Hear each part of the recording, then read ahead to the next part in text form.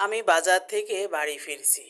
এমন সময় শাহানা খালা আমাকে ডাক দিল, ডেকে বলল, মা, একটু দাঁড়া। আমি শাহানা খালার দিকে তাকালাম।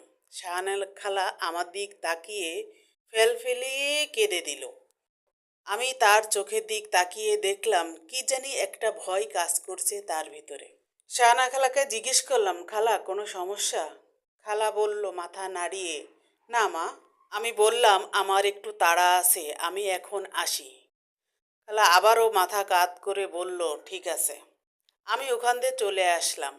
এসে বাড়ি একা একা ভাবতেছি, খালা কি কারণে আমাকে দাঁড়াতে বলল।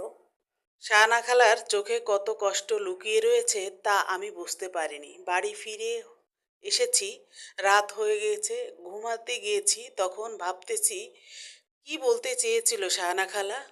সকালে যেয়ে শাহানা খালার সাথে দেখা করব। কিন্তু সকালে যখন যেয়ে তার কড়া নাড়লাম, খালা তুমি দরজা খোলো। আবার ওর কড়া নড়লাম, খালা তুমি দরজা খোলো। খালা কিছুতেই সাড়া শব্দ দিচ্ছে না। না দেওয়ার কারণে আমি মাকে ডাকলাম, মা দেখো তো খালা কেন সাড়া দিচ্ছে না।